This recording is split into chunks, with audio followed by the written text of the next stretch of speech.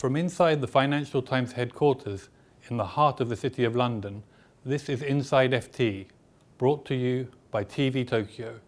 Here's today's headline. US soybean farmers squeezed as China blocks imports and stockpiles rise. Overseas sales of the top US farm export have plummeted as China shuns America's soybeans in a devastating blow to the country's farmers. We sat down with the Financial Times Commodities Correspondent, Susannah Savage, to discuss the situation.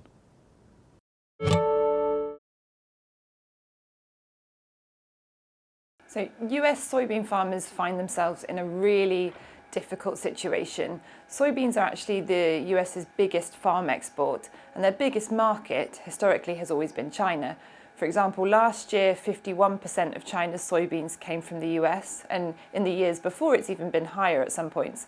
So this is incredibly important for US soybean farmers. Now they've just gone into harvest at the start of this month, the harvest began, and they really don't know where these soybeans are going to go because China is not taking any of them. Not a single bean is heading from the US to China, and that's because of the tariff war that's been going on. And this is getting really desperate because farmers have still got stock from the last season that's piling up in storage sheds and in silos, and they're really starting to see a glut of soybeans, and that's depressing prices. Now, for farmers who maybe are already financially struggling because tariffs have increased the cost of inputs like fertilizer and pesticides as well. So they've already been having a tough time, and now they've got this glut of soybeans that's depressing prices. And so we're seeing an increase already in bankruptcies being recorded, and farm groups say that is going to increase. We're going to see more and more bankruptcies as this harvest continues.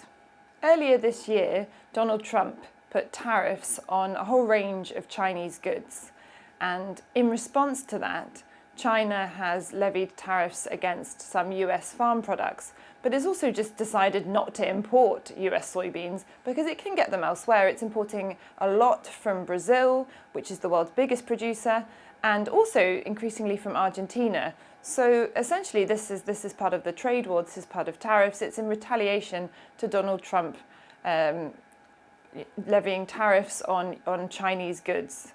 And this is where that problem has originated from.